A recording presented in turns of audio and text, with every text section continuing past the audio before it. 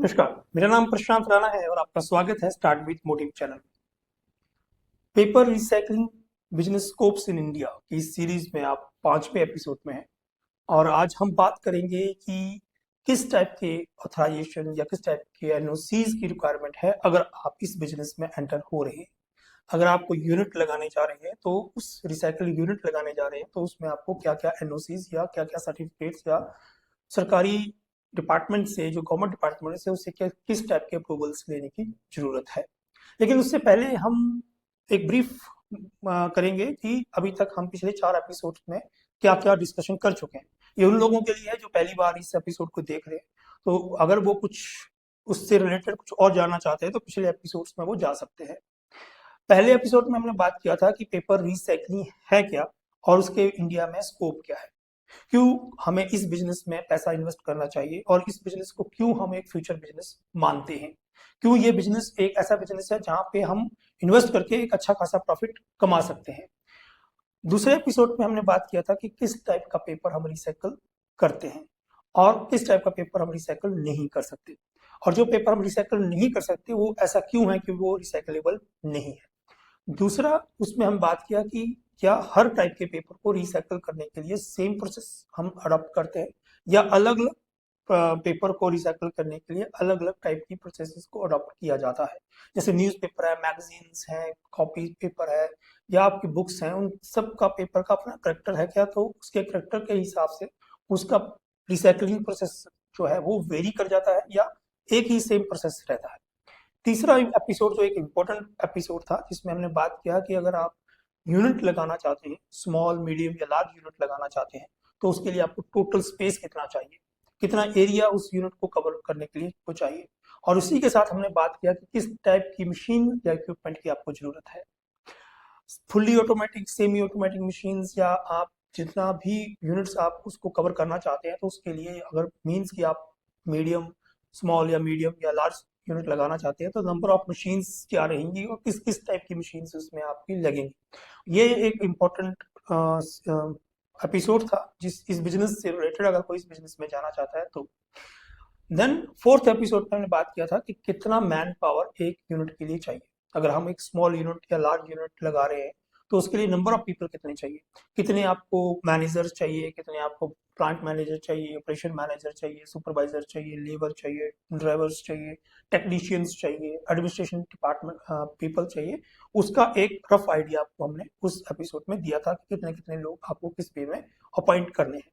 उस एपिसोड में हमने बात किया था कि इन टाइप के बिजनेस में अगर हम इस बिजनेस में जाते हैं तो ओवरऑल हमें क्या ग्रॉस प्रॉफिट मिलेगा मिलता है या हमारा टोटल नेट प्रॉफिट क्या होगा, और उसी का कंपैरिजन उसमें किया था कि हम टोटल ग्लोबली जो नेट प्रॉफिट है उसके साथ एक कंपेयर एक आइडिया आपको दिया गया था कि कितना प्रॉफिट हम इस बिजनेस से अर्न कर सकते हैं। तो आज हम बात करने जा रहे हैं कि अगर हम इस यूनिट को इस टाइप की यूनिट लगाने जा रहे हैं तो हमें किस टाइप की एनओसीज की या गवर्नमेंट से अथॉरिटीज जो ऑथराइजेशन लेना है वो किस टाइप की सर्टिफिकेट्स की रिक्वायरमेंट है। इसको मैंने 3 पार्ट में डिवाइड किया है, आप आपको घर अपनी स्क्रीन में देखेंगे तो इनको 3 पार्ट में हमें डिस्ट्रीब्यूट करके टू मेक अंडरस्टैंड, बिकॉज एक आपका ऑपरेशन पार्ट है, एक एनवायरमेंट पार्ट है, एक आपका जनरल जो अथॉरिटीज है या लेटर्स हैं जो आपको गवर्नमेंट बॉडी से लेने हैं, उसको मैंने डिवाइड किया है। तो पहला है बिजनेस एंड ऑपरेशन लाइसेंसेस जो आपको चाहिए। सबसे पहले तो आपको अपना कंपनी का रजिस्ट्रेशन कराना पड़ेगा जो एमएसएमई डिपार्टमेंट से होगा, जो आपका कंपनी रजिस्ट्रेशन होगा, अपनी कंपनी का नाम वगैरह जो भी आप रखना चाहते हैं उसको आप मिनिस्ट्री ऑफ एमएसएमई के डिपार्टमेंट में आप रजिस्टर करवाएंगे। Then you need a trade registration जो आपका म्यूनसिपैलिटी अथॉरिटी में होगा कि आपका किस टाइप का ट्रेड आप करने जा रहे हैं और किस टाइप का बिजनेस है, उसमें किस टाइप की काम होगा, उससे रिलेटेड आपको उसको लाइसेंस को लेना पड़ेगा। देन आपको आना पड़ेगा फैक्ट्री लाइसेंस में जो लोकल लेबर अथॉरिटी जो म्यूनसिपैलिटी अथॉरिटी या डिपार्टमेंट जो है उससे आपको लेना पड़ेगा कि जहाँ पे आपके फैक्ट्री लाइसेंस कितने टाइप के लोग काम कर रहे हैं, स्किल्ड अनस्किल्ड लोग कितने लोग किस टाइप में काम करने जा रहे हैं, वो सब चीज का एक लाइसेंस आपको अप्रूवल लेना पड़ेगा। देन जीएसटी रजिस्ट्रेशन करवाना पड़ेगा जो इंपॉर्टेंट है बिकॉज वो हर इंडस्ट्री के लिए इंपॉर्टेंट है। आपको बिलिंग करनी है, आपको जीएसटी रिटर्न लेना है, उसके लिए आपको जीएसटी रजिस्ट्रेशन चाहिए। देन आपको फायर एनओसी का भी एक सर्टिफिकेट लेना पड़ेगा जो बहुत इंपॉर्टेंट पार्ट है बिकॉज जो भी इंडस्ट्रीज हैं, मैन्युफैक्चरिंग यूनिट्स है, फैक्ट्रीज हैं, उन्हीं के लिए इंपॉर्टेंट है। जहाँ पे आपको लोकल म्युनिसिपल फायर डिपार्टमेंट से ये जो सर्टिफिकेट है वो मिलेगा, जो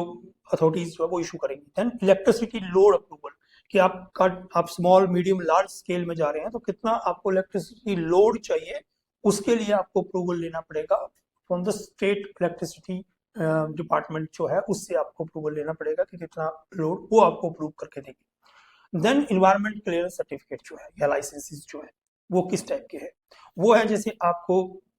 कंसेंस ऑफ ऑपरेशन लेना पड़ेगा जो स्टेट पोल्यूशन बोर्ड से आपको मिलेगा। Then you have to take a NOC from the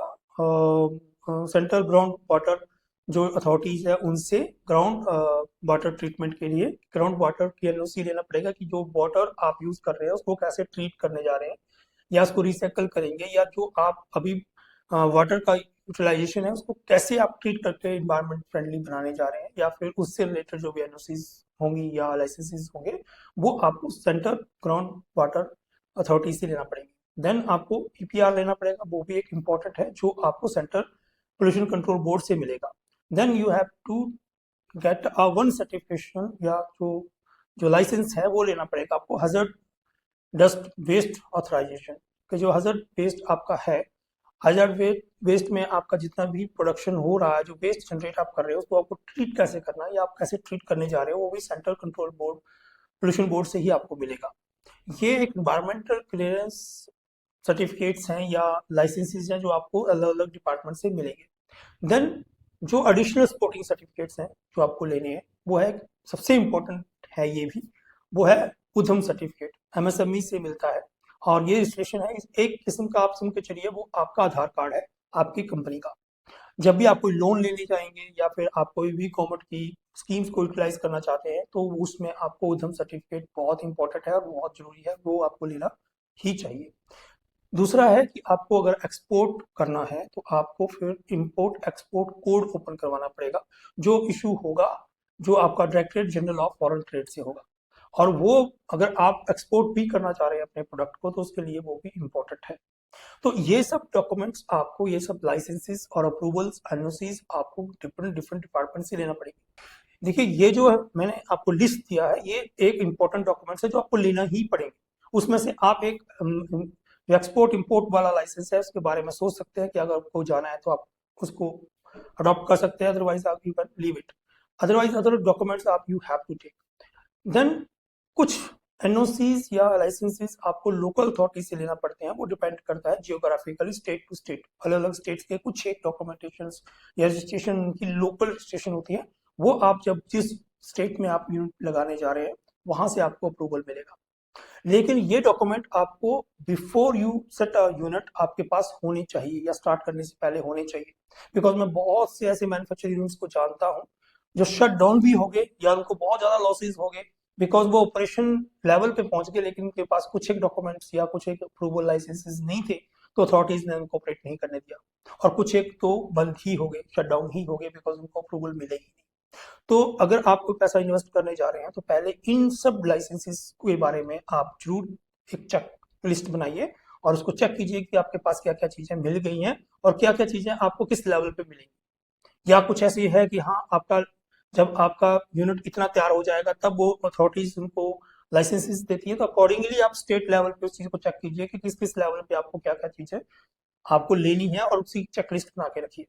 वो बहुत इंपॉर्टेंट है किसी भी बिजनेस के लिए, it's not only for a paper recycling business. आप कोई भी मैन्युफैक्चर यूनिट बिजनेस में आप जा रहे हैं तो आप एक चेकलिस्ट बनाइए अपने सारे रिक्वायर्ड डॉक्यूमेंट्स की जो उस मैन्युफैक्चर यूनिट को स्टार्ट करने से पहले चाहिए,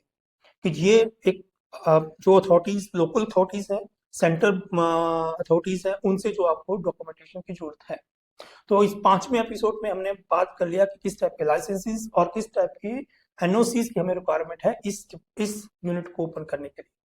अब छठे यूनिट में हम बात करेंगे कि टोटल एस्टिमेट इस बिजनेस को ओपन करने, स्मॉल मीडियम लार्ज में आपका टोटल एस्टिमेट ऑफ बिजनेस के कितना पैसा आपको उसमें इन्वेस्ट करना है यूनिट ओपन करने के लिए और उसके रिटर्न्स क्या है, वो हम छठे एपिसोड में बात करेंगे।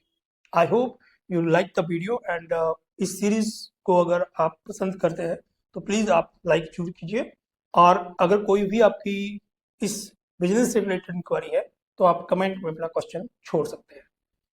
नमस्कार।